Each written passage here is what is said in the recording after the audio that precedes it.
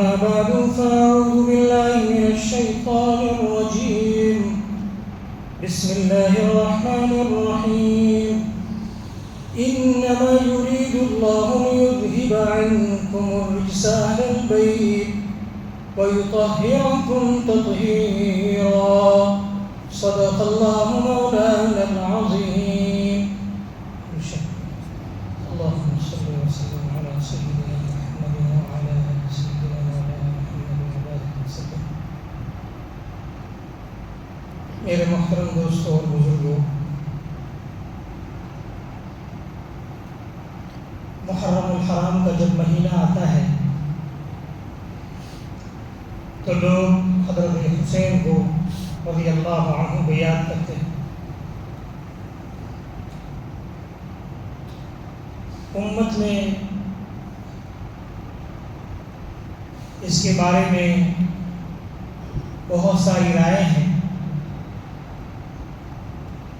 اہل سنت والجماعت اس کے بارے میں کیا عقیدہ رکھتا ہے اور کیا عقیدہ رکھنا چاہیے، قرآن و احادیث کے اندر اس کے بارے میں کیا احکامات ہیں، یہ ہر مسلمان کو سمجھنے کی ضرورت ہے. لوگوں کے بہکاوے میں آ کر اپنے عقیدے کو خراب نہیں کرنا چاہیے.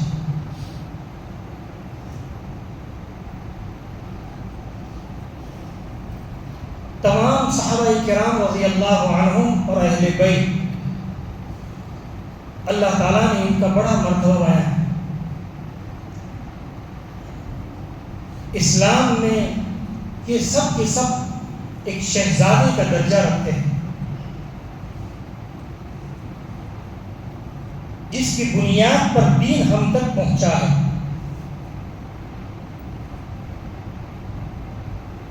آپ صلی اللہ علیہ وسلم کی ایک ایک ادا کو اپنی زندگی میں صرف سن کر نہیں، عملی شکل میں اپنی زندگی میں داخل کیا ہے اور اس کو امت تک پہنچایا. اس زمانے میں دین کی کہ یہ دین ہے، اس کی نشانی جس کو ائمہ اعظام امام ابو حنیفہ، امام شافعی، امام مالک، امام احمد بن حنبل رحمہ اللہ نے اس کو دلیل بیان کیا. تعامل صحابہ جس چیز کا عمل کرتے تھے وہ حدیث ہے. ایسا یقینی طور پر انہوں نے اپنی زندگی میں دین کو ایسا مضبوط قائم کیا تھا. اس لیے مختصر وقت میں اس کے بارے میں تھوڑی سی وضاحت میں کرنا چاہوں گا. آپ اس کو اہتمام سے سمجھیں اور اپنے یہاں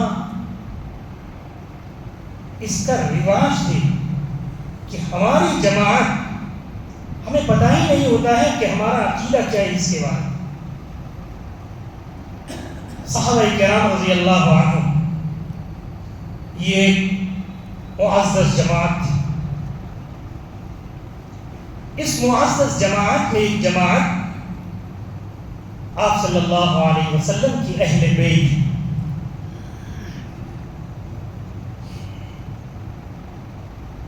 صحابہ کرام کا عقیدہ اور ان سے محبت یہ بھی ہمارے لیے ضروری ہے. اہل بیت سے محبت بھی ہمارے لیے ضروری ہے.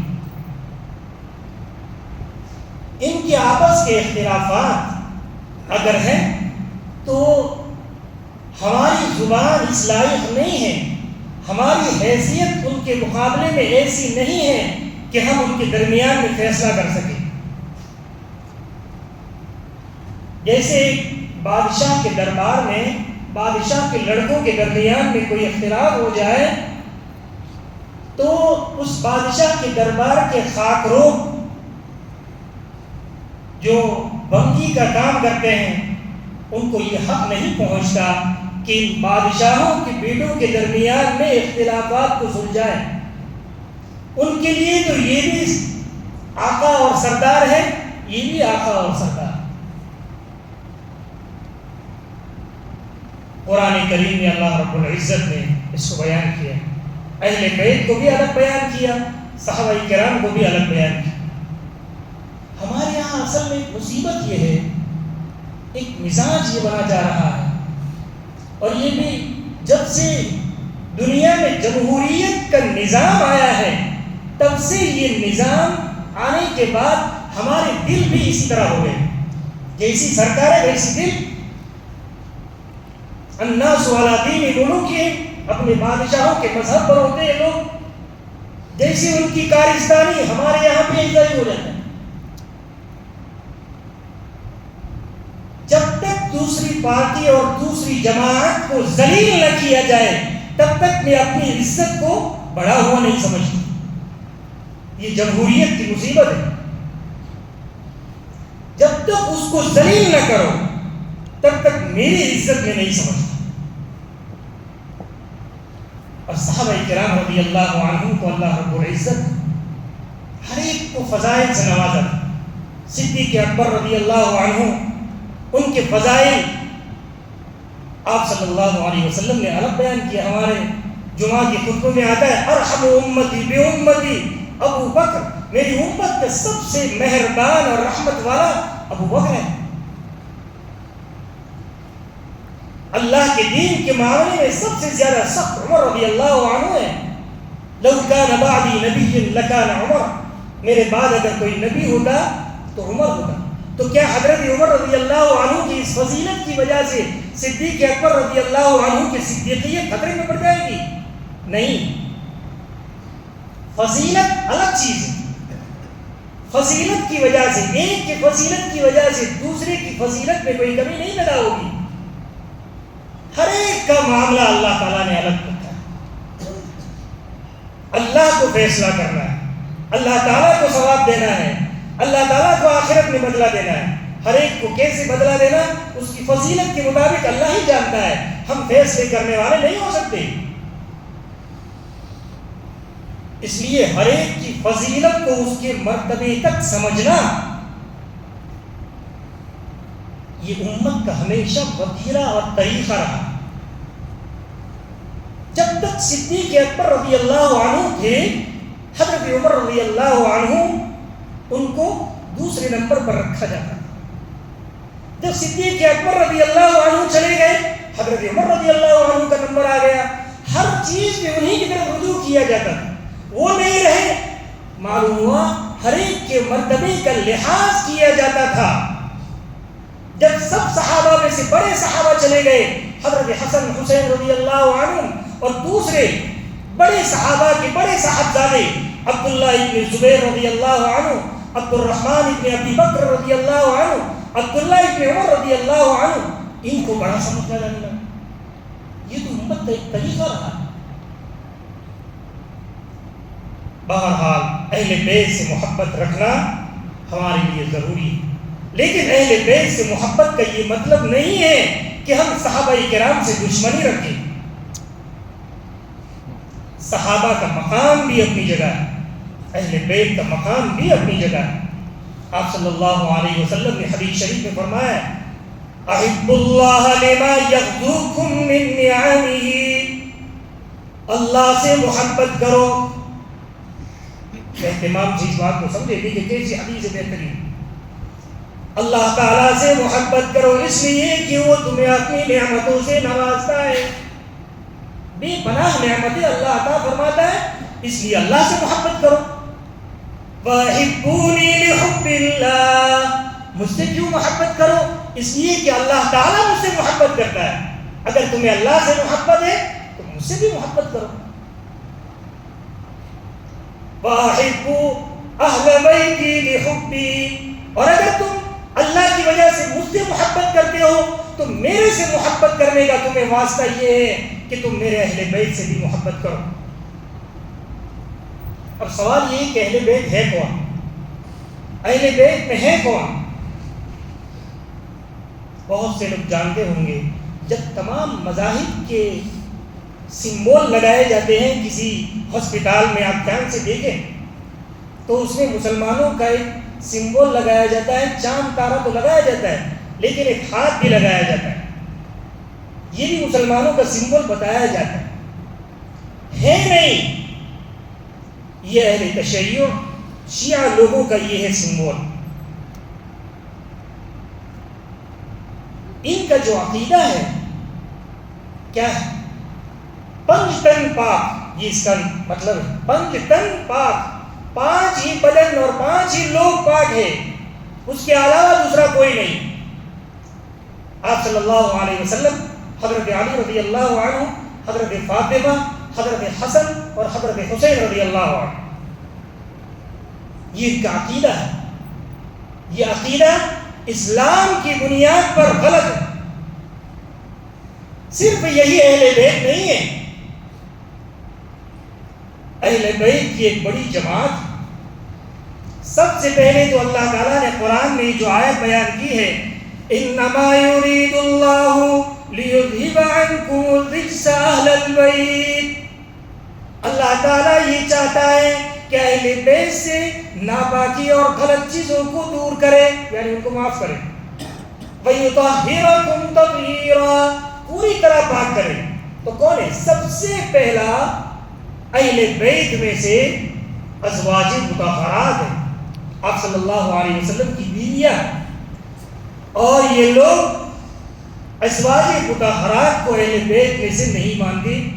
حالانکہ کوئی دنیا کا انسان ایسا نہیں ہے جو اس کو پوچھا جائے تیرے گھر والے کون، تو وہ اپنے بچوں کو تو گنائے، اپنے نوازوں کو تو گنائے، لیکن اپنی بیوی کو نہ گنائے، ایسا نہیں ہو سکتا۔ سب سے پہلے اس کو اپنی بیوی ہی۔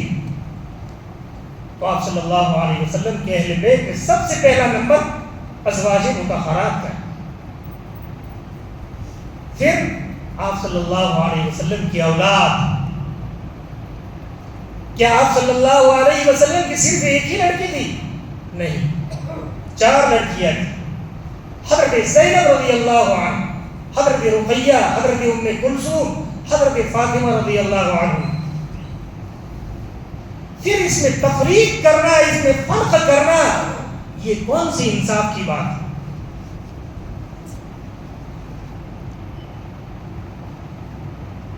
تو آپ صلی اللہ علیہ وسلم کی یہ لڑکیاں، اور عام دنیا میں، عام لوگوں میں نسل چلتی ہے نر اولاد سے، لڑکوں سے، لیکن آپ صلی اللہ علیہ وسلم کی خصوصیات میں سے ہے کہ آپ کی نسل آپ کی لڑکی سے چلا ہے۔ اس لیے لوگوں کے درمیان میں اس شک کو ختم کرنے کے لیے کہ یہ آپ کے اہل میں سے ہے یا نہیں ہے، آپ صلی اللہ علیہ وسلم نے مستقل اس کو علیحدہ بیان کیا۔ حضرت ایک مرتبہ آپ صلی اللہ علیہ وسلم چادر اوڑھ کر کھڑے تھے، حضرت حسن حسین رضی اللہ عنہ تشریف لائے، پہلے حضرت حسن تشریف لائے، آپ کو انہوں کو اپنی چادر میں داخل کر دیا، دوسرے آئے حضرت حسین، ان کو اپنے بائیں بغل کی طرف، پھر حضرت فاطمہ رضی اللہ عنہ اپنی چادر کو اونچا کر کے ان کے اوپر بھی ڈالی، حضرت علی رضی اللہ عنہ تشریف لائے، ان کو بھی اپنی چادر میں داخل کیا، اس لیے کہ یہ لوگ ہو سکتا ہے کہ دنیا کے قانون کے مطابق اہل بیت میں سے نہ آئے، آپ صلی اللہ علیہ وسلم نے اپنی حدیث کے ذریعے سے ان کو اپنے اہل بیت میں شامل کیا۔ یہ تو ہو گئے جو مشہور ہے، جو سب جانتے ہیں، لیکن اس کے علاوہ بھی اہل بیت، حضرت علی رضی اللہ عنہ کے، حسن حسین رضی اللہ عنہ کے علاوہ دوسری بھی اولاد ہیں، حضرت محسن لڑکے ہیں، ان کا انتقال بچپن میں ہو گیا، یہ بھی اہل بیت میں سے۔ حضرت علی رضی اللہ عنہ کی 2 لڑکیاں تھیں، حضرت زینب، ام کلثوم رضی اللہ عنہ۔ حضرت زینب کا نکاح ہوا تھا عبداللہ ابن جعفر رضی اللہ عنہ سے، اور حضرت ام کلثوم کا نکاح ہوا تھا حضرت عمر رضی اللہ عنہ سے۔ حضرت عمر رضی اللہ عنہ کے نکاح میں ان کی 2 اولاد ہوئی، حضرت زید اور رقیہ۔ مقدرات میں سے ہیں کہ ام کلثوم رضی اللہ عنہ اور ان کے لڑکی حضرت زید ایک ہی دن میں وفات پائے، ایک ہی ساتھ ان کا جنازہ ہوا۔ بہرحال یہ حضرت علی رضی اللہ عنہ کا ہو گیا۔ دوسرا حضرت زینب رضی اللہ عنہ، ان کی شادی ہوئی تھی ابو العاص ابن الربیع جو فتح مکہ کے وقت مسلمان ہوئے. ان سے ایک لڑکی تھی امامہ، آپ صلی اللہ علیہ وسلم کے یہاں رہتی تھی. آپ نے سنا ہوگا آپ صلی اللہ علیہ وسلم جب سجدے میں جاتے تھے تو وہ آپ کے سر پر سوار ہو جاتی تھی نماز کے درمیان. اب سوال بہت سے لوگوں کا ہوگا اس سے بہت کہ یہ آتی تھی مسجد میں آتی تھی، کیوں منع کیا جاتا ہے لڑکی؟ آپ صلی اللہ علیہ وسلم کے زمانے میں لڑکی صرف نہیں آتی تھی، عورتیں بھی آتی تھی. ان کی ماں ان کے گھروں میں نہیں ہوتی تھی، اس لیے کہاں آئے گی جہاں ان کی ماں ہوگی. بہرحال اس سے دلیل نہ پکڑی جائے کہ اپنے بچوں کو مسجد میں لانا. بہرحال تو حضرت امامہ رضی اللہ عنہا حضرت زینب کی لڑکی ہمیشہ آپ صلی اللہ علیہ وسلم کے ساتھ رہی. اس کا کیا ہوا؟ حضرت فاطمہ رضی اللہ عنہا نے اپنی موت کے وقت یہ وصیت کی تھی حضرت علی رضی اللہ عنہ کو کہ میرے انتقال کے بعد آپ امامہ بنت ابو العاص سے شادی کر لیں، اس لیے کہ ان کا کوئی تھا نہیں. حضرت فاطمہ رضی اللہ عنہا ان کی بھانجی ہے، بھانجی اور خالہ ان دونوں کو ایک ساتھ میں نکاح میں نہیں رکھا جا سکتا ہے، لیکن انتقال کے بعد رکھا جا سکتا ہے. تو حضرت علی رضی اللہ عنہ نے ان سے شادی کی. یہ بھی اہل البیت میں سے آپ صلی اللہ علیہ وسلم. پھر حضرت رقیہ رضی اللہ عنہ، ان سے ایک لڑکا تھا حضرت عثمان غنی رضی اللہ عنہ سے جن کا نام عبداللہ تھا. ابو العاص کے جس طرح امامہ تھے اس طرح ان کے ایک لڑکے بھی تھے علی. یہ علی آپ صلی اللہ علیہ وسلم کے زمانے میں ہی انتقال کر گئے تھے. فتح مکہ کے وقت آپ صلی اللہ علیہ وسلم کے پیچھے اونٹنی پر جو بیٹھے ہوئے تھے یہی حضرت علی رضی اللہ عنہ. بہرحال یہ اہل بیت 5 لڑکے ہیں اور 3 لڑکیاں. 5 لڑکے کون؟ حضرت حسن حسین رضی اللہ عنہ، محسن حضرت علی ابن العاص اور حضرت زید ابن عمر رضی اللہ عنہ. یہ 5 اہل بیت میں سے. لڑکیاں بھی حضرت زینب، حضرت ام کلثوم اور حضرت امامہ رضی اللہ عنہ. یہ آپ صلی اللہ علیہ وسلم کے ازواج میں تھے اور آپ کے اہل بیت میں سے ہیں. ان کی محبت رکھنا ہمارے دلوں میں نہایت ضروری. اس کے بغیر، اسی لیے کسی شاعر نے کہا ہے اسلام ما اطاعت خلفائے راشدین. ہمارا اسلام کیا ہے؟ خلفائے راشدین کی اطاعت. ایمان ما حب اہل بیت.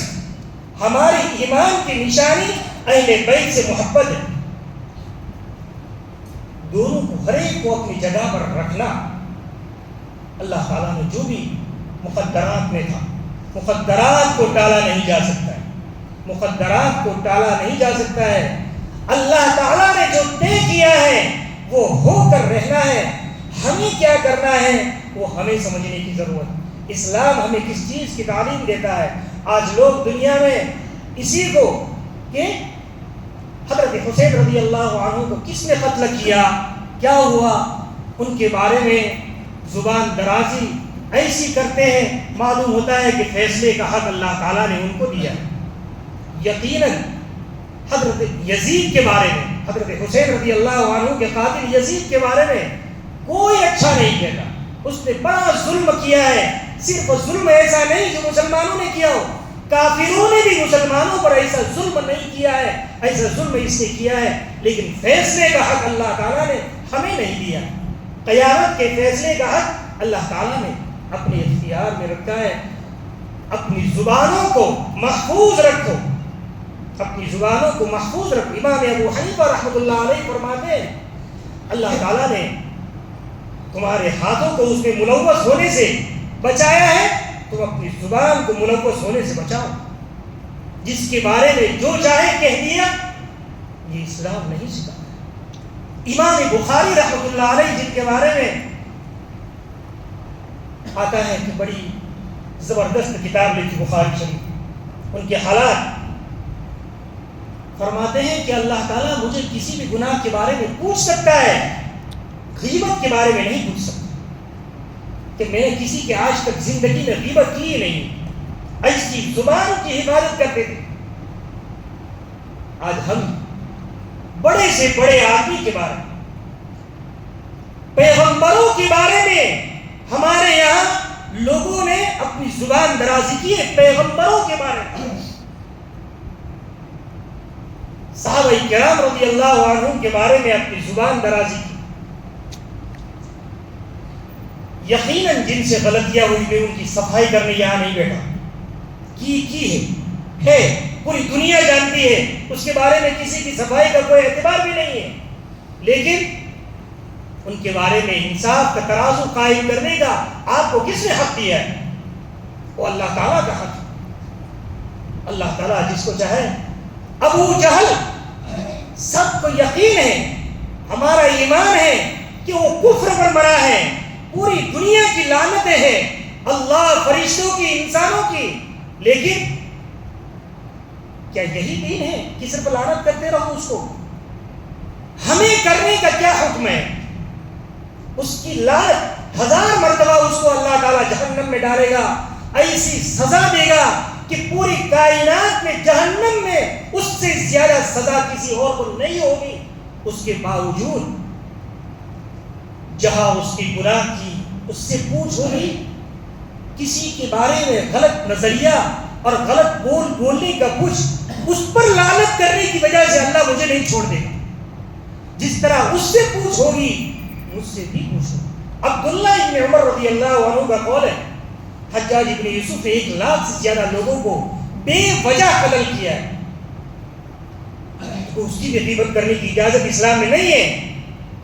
جہاں اللہ تعالیٰ لوگوں کے قتل کا حساب اس سے لے گا، حجاج ابن یوسف کی برائی کرنے کا اور اس کی غیبت کرنے کا حساب تم سے بھی لے گا، تم نے کیوں کی؟ بہرحال اس لیے اسلام پر قائم رہیں، جو بھی عقائد ہے اس کو مضبوطی سے پکڑے، جن سے محبت کرنے کا حکم دیا گیا ہے ان سے محبت کرے، صحابہ کرام رضی اللہ عنہم سے محبت کا ہمیں حکم دیا ہے، ہمارے دین کا مدار اسی پر ہے۔ اگر ہم نے اس میں سے کسی ایک کو بھی تہمت کا نشانہ بنا دیا تو ہمارے دین پر سب سے پہلے اس کا اثر پیدا ہوگا۔ اللہ تعالیٰ بڑا انصاف کرنے والا، جس نے بھی حضرت حسین رضی اللہ عنہ کے قتل میں کسی بھی طرح سے حصہ لیا تھا، اللہ تعالیٰ نے اس میں سے کسی کو بھی نہیں چھوڑا، کسی کو بھی، ایک ایک فرد کو چن چن کر لوگوں نے بچنے کے لیے، حضرت حسین کے قاتلوں نے اپنے قتل سے بچنے کے لیے قبروں کو بنایا ہے، یعنی ڈمی قبر بنا کر اس کے اندر چھپ گئے کہ ہمیں بچایا جائے۔ اللہ نے ان قبروں میں سے نکال کر ان کو بھی قتل کیا۔ ہاں، کسی اللہ کی سب پہ سب کا اللہ تعالیٰ جانتا ہے کون کیا کر رہا ہے، لیکن اپنی زبان کو میں غلط کر کے اپنی آخرت برباد نہ کرو۔ آخرت ہی نہیں، آج ہمارے اندر بڑے سے بڑے علماء جن کے علم کے برابر ہماری 0 برابر حیثیت نہیں ہے، ایسے لوگوں کے بارے میں فیصلہ کرتا ہوں کہ یہ غلط ہے، ہمیں اس کی حیثیت ہماری۔ اپنی زبانوں کو کنٹرول کرو، املک علیک لسانک، حدیث شریف میں آتا ہے اپنی زبانوں کو کنٹرول کرو، ورنہ جس طریقے سے ہم نہیں جانتے اللہ کے یہاں کون محبوب ہے، اللہ کے محبوب میں سے کسی کے بارے میں اگر ہم نے اپنی زبانوں کو غلط استعمال کیا، اللہ تعالیٰ ہمیں بھی نہیں چھوڑے گا۔ اس لیے نیک لوگوں کے بارے میں، اچھے لوگوں کے بارے میں یا تو خاموش رہو، چپ رہو، ان کے بارے میں حد تجاوزی نہ کرو، ورنہ اپنی آخرت ہمیں بگاڑنا ہے تو اس کے بارے میں حد تجاوزی کریں۔ اللہ تعالیٰ ہمیں صحیح منہج پر زندگی گزارنے کی توفیق عطا فرمائے، ہمارے نیک علماء، نیک لوگوں کی قدردانی کی توفیق عطا فرمائے۔ وآخر دعوانا